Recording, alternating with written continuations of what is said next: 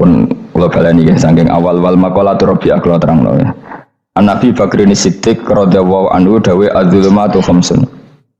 Dawe Abu Bakar kegelapan itu ada 5. Mergo Abu Bakar wong saleh nek kegelapan yo luwih akeh.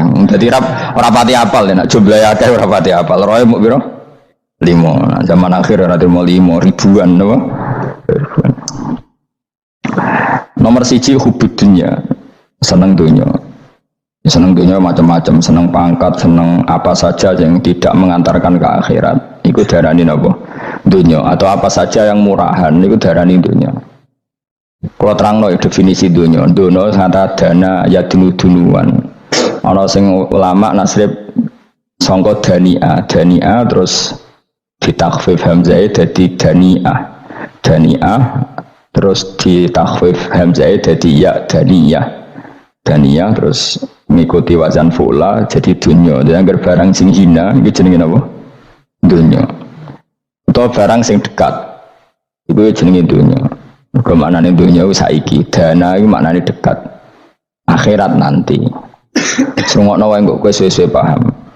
Sehingga sesuatu yang tidak murahan kayak sujud, kayak sedekah, kayak ngaji iku ora dunya. Ini kesaksian akhirat.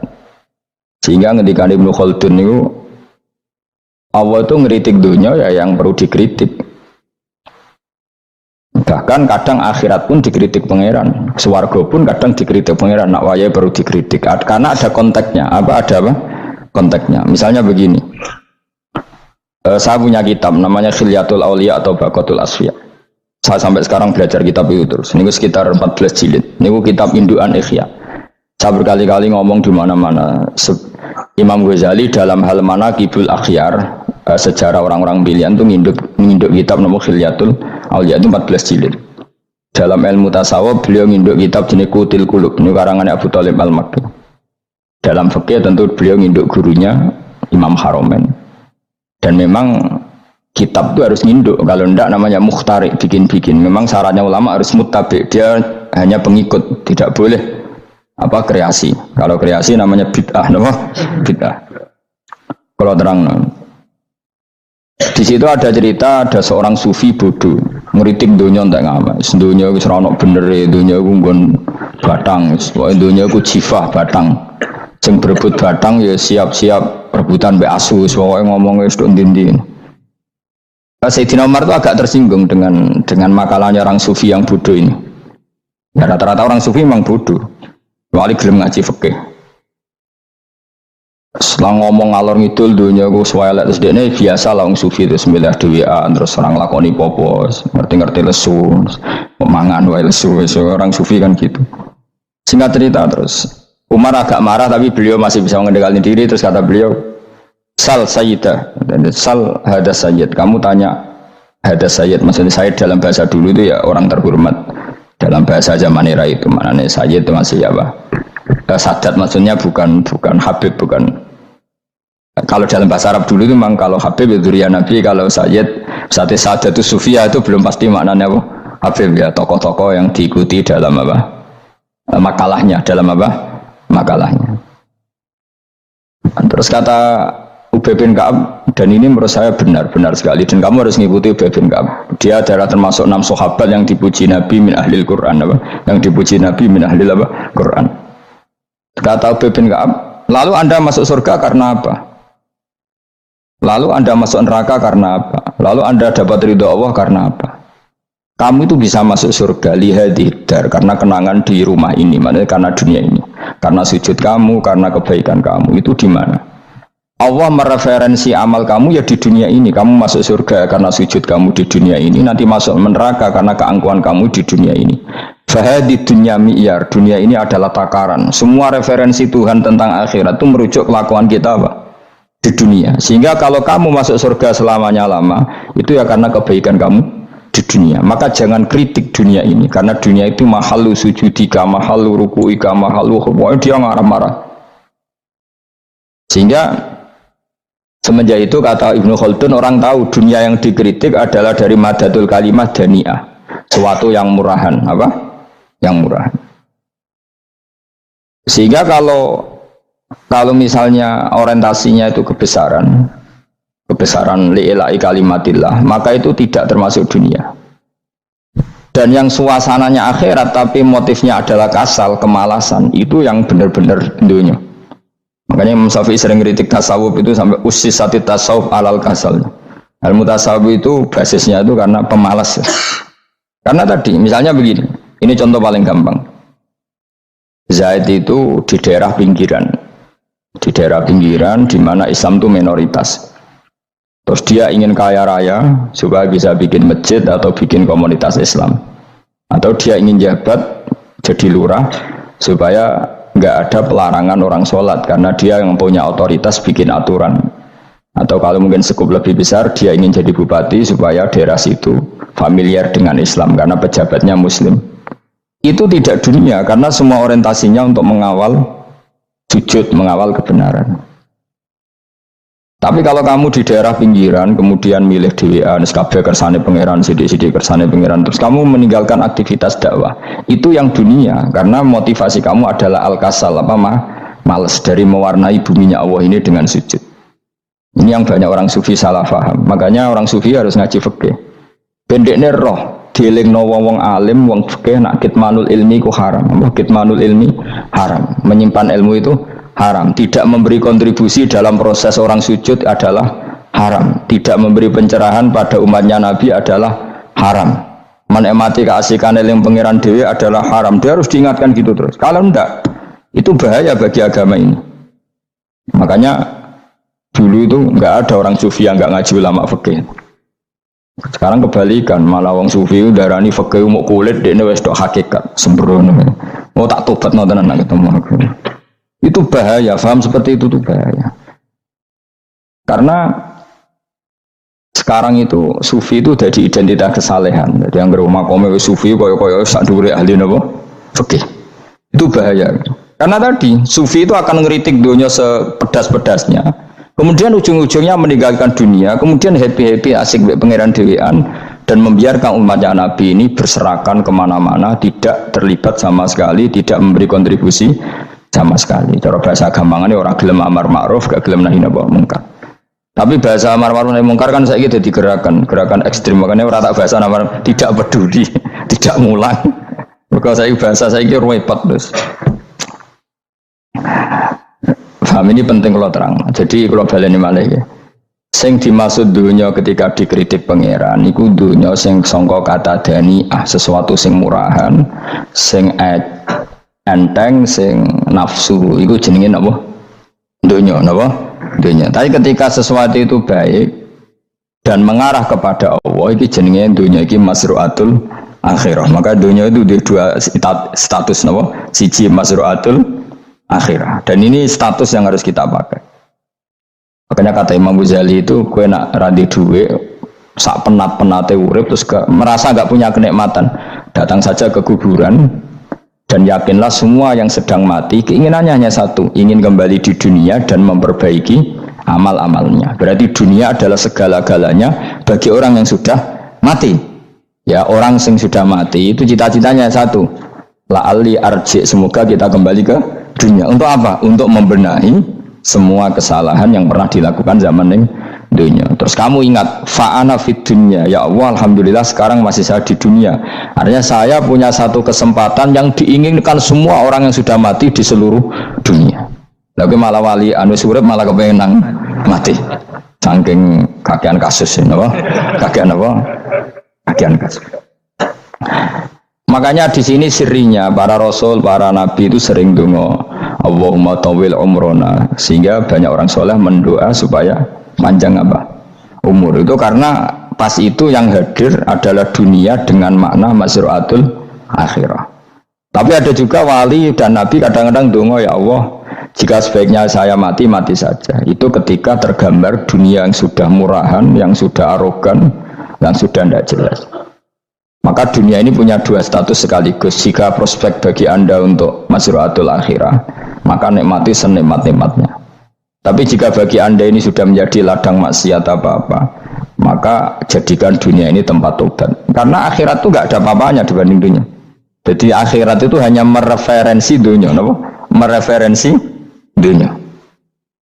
Ini penting kula aturno. Kadang-kadang sufi ku menyen goblok ora iso ngaji. Dia nganggep dunia be akhirat itu penting akhirat, tapi cara maknaninya salah.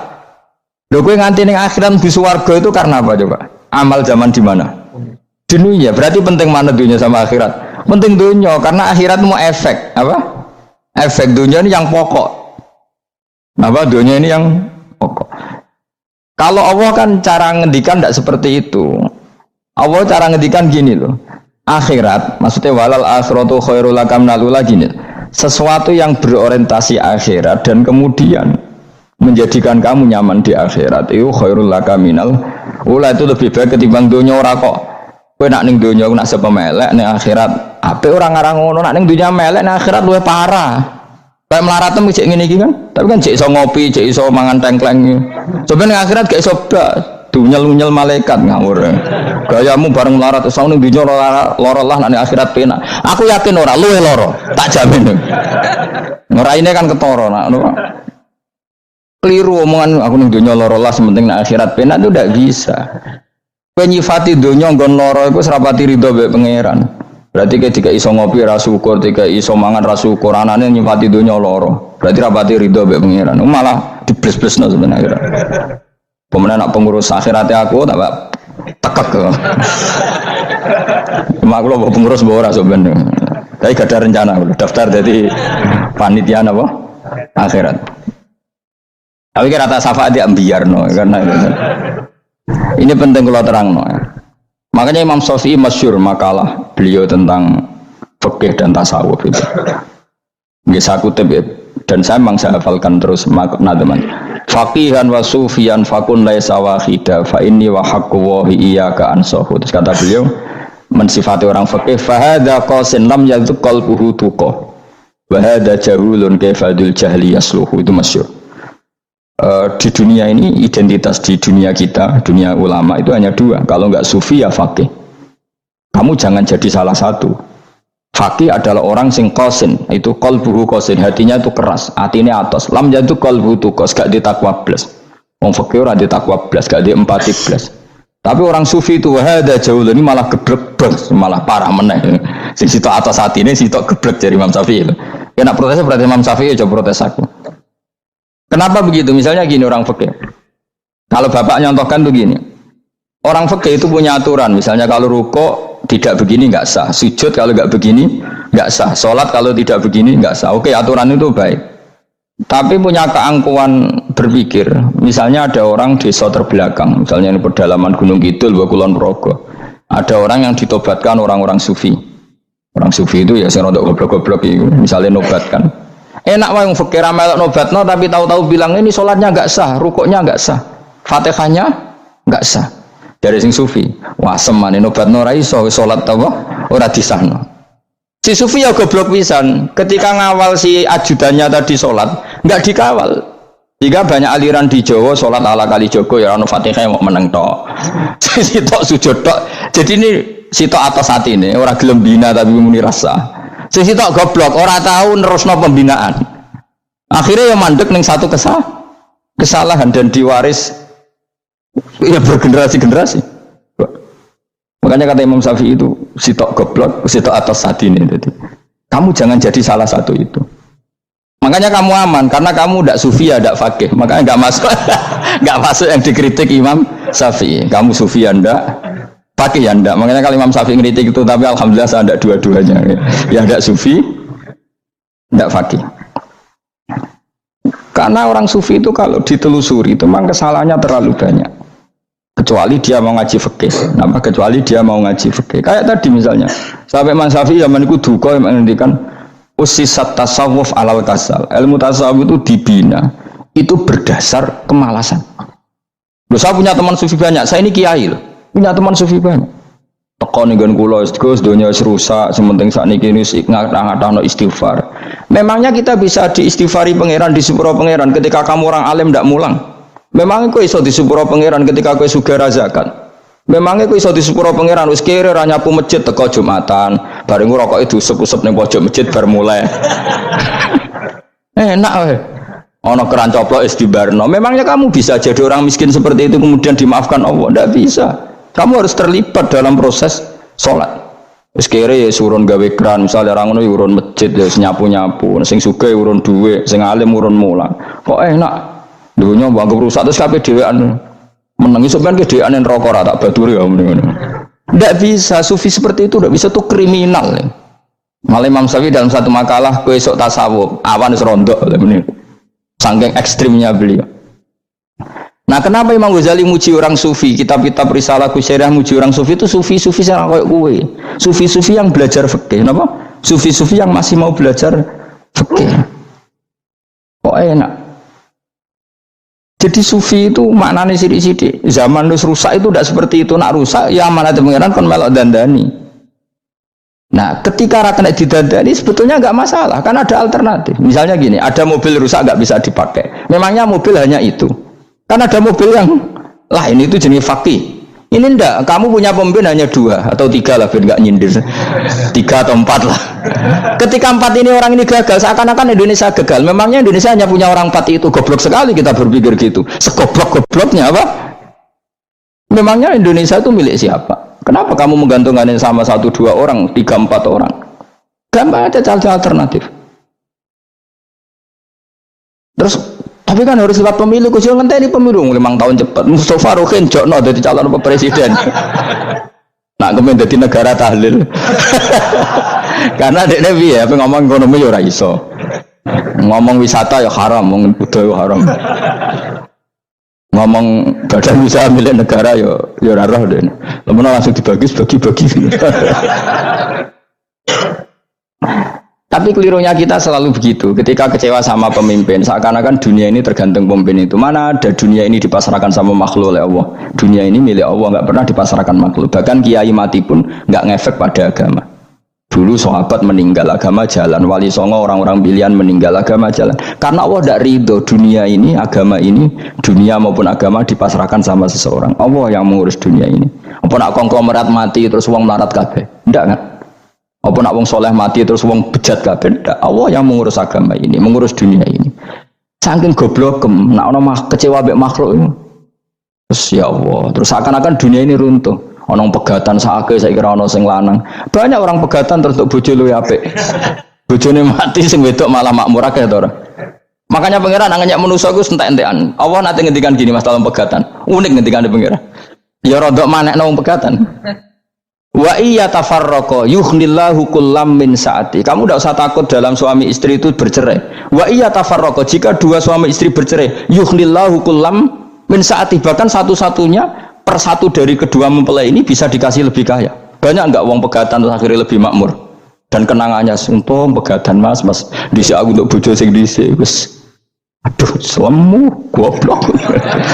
Enggak sing lanang karena bosen dijudisi yang untung saiki di bojo konak, bojoku sing dhisik. Banyak enggak orang pegatan kemudian kenangannya itu baik sama yang sekarang dengan yang lalu mau gerutu tok? Banyak enggak? Banyak. Dulu kita punya pemimpin yang cakap, yang otoriter, zaman itu pun di demo. Coba kita ini kan mulai dulu yang jadi pemimpin di demo, kok cek urip pantas di demo, nggak es mati di go kelangenan. Kelakuan kok ngono, mulai dhisik nganti saiki. Kiai juga gitu, zaman urip dikerwiti, kok bareng mati kiai penggantinya dikritik ora koyok kiai dhisik. Iku ora ya coba 66 Pak Karno dikritik, orde baru diurus gitu tuh. Nabi yang ngono mangsamu mau presiden tok. Nabi ku kan mukjizat iku ngaji. Jadi mukjizatnya Nabi ku ngaji. Jare masyarakat kon mukjizat ora keren blas. Mukjizat iku kudu nganggo tongkat. Dadi seru napa? Dianggap Nabi Harry Potter. Jadi Nabi ku mukjizat kok mulang. Mulang iku mengatur logika supaya mapan nikmati Allah dan Rasul. Itu mulang. Mereka agak seneng, Mat. Kalau aku nabi-nabi dhisik ku tongkat apa no, Mat. Dadi seru apa? Seru main seblak pokoke seru lah. Nabi sempat tertarik, ya kepengen di tongkat tahu Nabi Pak. Kita ya sangar lah, wah. Jadi Nabi ngalor ngidul gak apa? Tongkat nggak ono sing ngelawan, blus terus kecemplung segoro. Kan ya seru lah, misalnya ono Yogyo macam-macam, tutuk terus likui faksi do tenggelam kan, seru lah, wah. Jarab jawabnya pangeran lucu. Dia matke jok tongkat, gampang nah masalah tongkat. Karena ngetokno wit kan gampang tongkat itu. Memang samu tongkatnya Nabi Musa terus digawe dikai mori terus dikai minyak ya ora dijupukno wit diketokno mangsamu Wong sing hebat itu sing nyekel dul ora apa. Ya jajal to kate Musa tak kena kowe. Yo ora ono pengaruhe. Wong saiki nggone Turki digo tontonan yo ora piye-piye. Lah nek mbate jek aktif Pak Turki nantang Israel duel lah. Lah wong di tongkate Nabi Musa kok digertak Israel rawani. Lah nek tongkate iku tenan nak oh. Sing sakti sing nyekel dul ora kok perkara tongkate. Nah, cara wae dhisik sono HP Nabi Musa ya luar biasa cara itu. Akhirnya Nabi Muhammad itu sempat kepengin jawab pangeran unik. Awalam yakfuru bima utiya Musa min qabl. Matke kok gak eling apa zaman Musa nggo tongkat wong terus do iman. Awalam yakfuru bima utiya Musa min qabl qalu sikhroni tazahar wa qalu inna bikullin kafirun. Apa zaman Nabi Musa itu terus wong do iman? Ya tetep komentar dari tukang sihir. Podo wae. Nggo mukjizat ora podo wae wong nak trai berdua ya tetep berdua. Zaman Pak Karno sing tukang ngeluh ya ngeluh, zaman Pak Harto tukang ngeluh ya ngeluh, zaman Mega sing tukang ngeluh sampai saiki sing tukang ngeluh ya wis nggak kegiatan. Kiai yang ngono. Kadang ada kiai saiki misalnya Surabaya zaman Mbak Arwani, Mbak Zubair. Memangnya zaman Mbak Arwani wong Kudus ngaji kabeh. Mangsaku ya kelakuane wis ngono-ngono wae. Misalnya kula ya, kadang ya wong komentar. Wis wae ora kaya zaman Bandur Salim. Lah aku wis dididik bapak, zaman Bandur Salim apa wong ya ngono. Mbok bapak zaman Bandur Sam apa ngono sampai zaman Basunan Bonang misal. Ayo jajal. Masa wong Yogya misal. Saiki ora kaya zaman Bali Maksum Mbah Munawir. Memangnya zaman iku wong ngaji kabeh. Ya ndak juga kan sarahku kiai nak ngaji sing ngaji ya wong ngono-ngono iku pancet ngomong iku. Itu pengalaman. Makanya ketika Nabi Muhammad kemudian mujizat Nabi Musa jawab pangeran we awalam yakfuru bima utiya Musa min qabl. Apa zaman Musa terus do iman mat. Padha wae nggo masuk go tongkat ngalor ngidul ya. Biasa wae mat. Gak usah mujizat-mujizatan mulang wis ngaten. Lho kula lho mau tawani pangeran mujizat kok sangkare Musa. Kula mboten purun. Ya perkarane kok malah lucu. Nabi ngalor ngidul go tongkat. Nabi Musa itu tongkate biasa kan sing kondang ke wonge. Lah saiki ejek ning Turki. Nek kata tenan jek top Israel tuntas ya. Suwabet terus likuifaksi tutup suwabet meneh dadi negara bebas wong Israel. Terus Rajab Tayyip manggon kono. Iku aneh-aneh wae. Makanya penting yang dikatakan mukjizat yo ngaji. Ngaji itu bisa membentuk yakin. Yakin itu bisa membentuk tahqiq.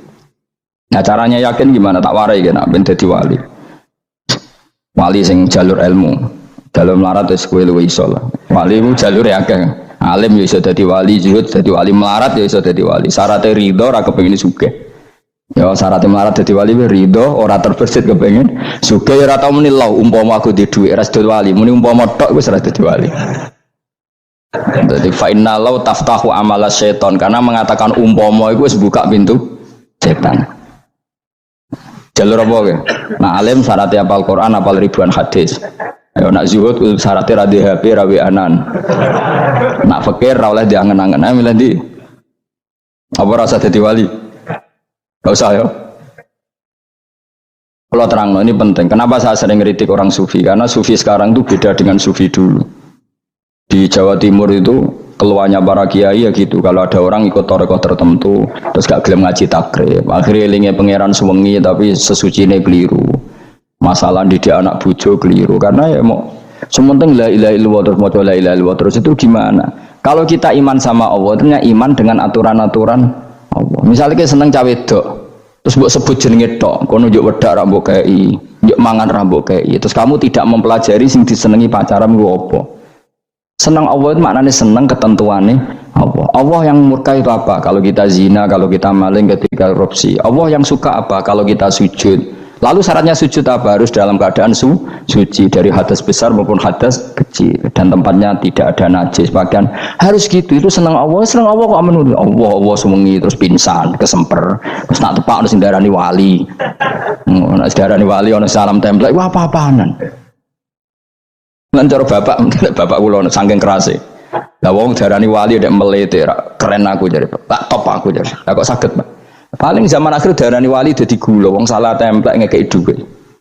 Tapi nak wong alim darani wali sing dadi pinter akeh. Coba jajal lah wis ayo. Nak ora percaya ruhin mu'allimno nak saiki wali, nak ora dadi gula mbek dhuwit.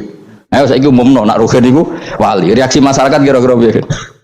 Salam template terus nggak malam merek rokok Rugen, misalnya rokok apa ya terus ditukokno. Tapi umat dapat apa juga?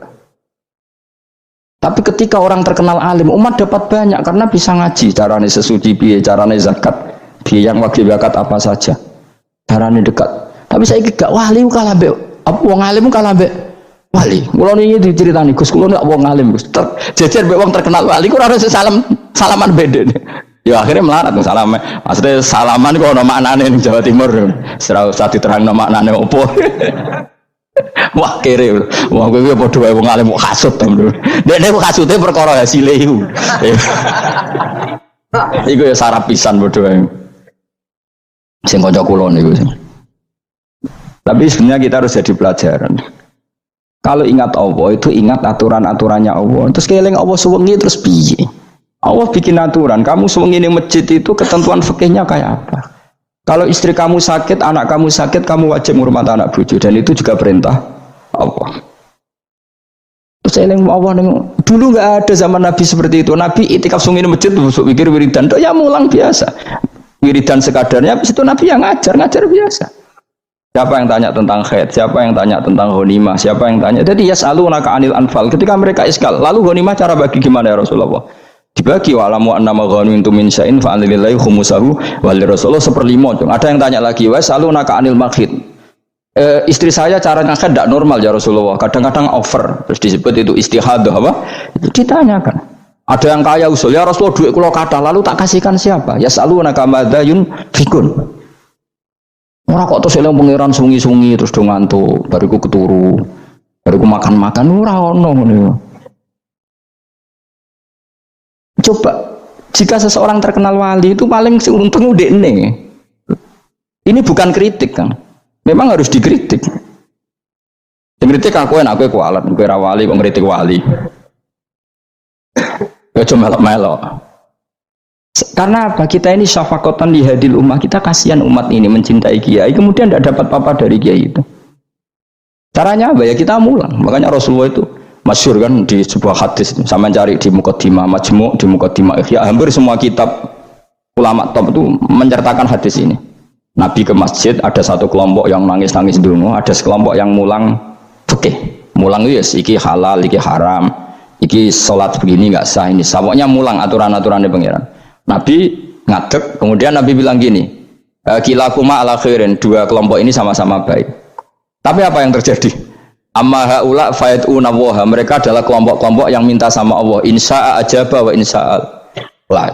Kalau Allah menghendaki ya disembadani, kalau enggak ya enggak.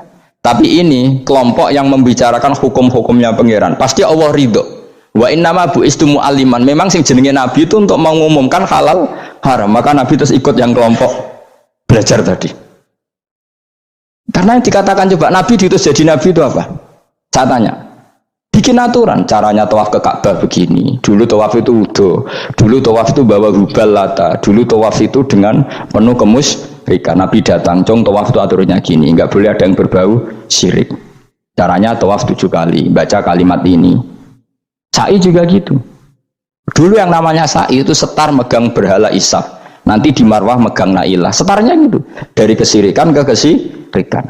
Terus Nabi datang, nggak boleh megang Isaf dan Nailah, harus dibongkar. Dimulai dari labbaik Allahumma labbaik la syarikalah innal hamda wa ni'mata laka wal mulka la syarikalah. Itu Nabi. Sehingga saking ekstrimnya, sahabat itu dulu nggak mau disuruh sa'i.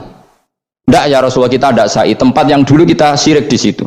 Karena kalau sofa setarnya pegang Isaf, nanti kalau di Marwah pegang Nailah, itu nama berhala. Terus Allah menurunkan inna sofal marwata min sya'airillah faman hajjal baita wa i'tamara fala junaha. Istilah pangeran fala junaha. Kalau kamu sudah Islam nggak apa-apa sa'i. Kenapa bilang nggak apa-apa? Karena dulu pernah sahabat merasa dosa, karena itu dulu basis kemusyrikan. Jadi ini penting saya utarakan. Lagi-lagi yang digerakkan Nabi adalah aturan main dalam hidup ini. Apa? Aturan main. Kalau wingi pasaran wingi ini kalau mucal nopo sampean tadi. Kalau mucal Minhajul Thalibin. Karangan Imam Nawawi, kita fikih. Mergo kula niku mangkel. Kadang wong alim terus darani wali, darani wali ngono wong teko njuk pangestu. Kadang kurang ajar meneh wong ape kaji njuk ndongakno kaji mabrur. Luwih parah meneh. Nah kula tak ngamuk tenan. Kowe nak langsung ndongakno wong iku kaji mabrur padha karo ana wong ra iso numpak sepeda motor. Iki kula badhe numpak sepeda motor, ndongakno slamet. Wong belajar ya ora kok yo ndongakno slamet. Mestine iku takok sik carane numpak sepeda motor piye lagi yo ndongakno slamet. Wong isi iso ora mesti slamet. Iki rong iso apa? Ya iki kula badhe numpak sepeda motor ndongakno slamet. Aneh gak pertanyaan seperti itu? Permintaan minta selamat ketika kamu tidak bisa naik motor itu aneh gak? Aneh. Kalau kamu mau haji, takut syarat rukunnya haji, baru minta didoain haji mabrur. Ini ndak masyarakat tahu-tahu minta haji mabrur. Oh nak tonggo kula tak bisa itu. Untung ngomong Rembang rawat aku loh. Jadi orang sing wani. Agar mereka haji, Gus kula badhe haji supaya sah ya Gus. Tak ulang. Tak ulang tenan iki. Selain tentu belajar di manasik. Paling ndak dengan fatwa seperti ini orang terbiasa nak tekone manasik ku dirungokno. Napa? Kadang ya ora tekone manasik ngantuk tok. Itu tidak bisa, harus diwarai. Misalnya tawaf dimulai dari Hajar Aswad dan usahakan menjauh dari Ka'bah 1 meter atau setengah meter. Karena kalau terlalu mepet Ka'bah, takutnya tadi nginjek pondasi Ka'bah. Jadi tidak ngitari Ka'bah tapi tawaf di atas Ka'bah. Kedua, kalau terlalu dekat, kiswah Ka'bah itu mulat tohah bitit. Kiswah Ka'bah itu penuh dengan minyak. Dan kalau terlalu dekat menyentuh, padahal orang ikhram itu nggak boleh nyentuh kiswah. Jadi harus diterangkan. Malah gue kaji marugi kalau gitu terus mau nangis servisnya akeh. Lu apa-apaan? Mau dibawa kemana agama ini? Kemudian sing juk ngomong suga gini nangis tenanan oleh nyangone luwe akeh. Nah cara bapak itu nangis itu seruwet zaman serasa nangis anak jadi kiai. Pokoknya ulang nak ragilem wis ben ngono. Tobat song ini tobat ya marah ini utaknya ini gimana? Coba contohkan analogi hal yang gampang. Ono wong ra iso numpak sepeda motor datang ke kamu minta didoakan selamat, aneh ndak? Urutannya ya belajar apa? Terus ono wong ra iso salat, ih dongakno salat kula niku makbulah. Makbulah mbahmu. Takbir ar-ra Fatihah ar-ra. Ya kabeh itu ono urutane. Itu lama. Jadi makanya Rasulullah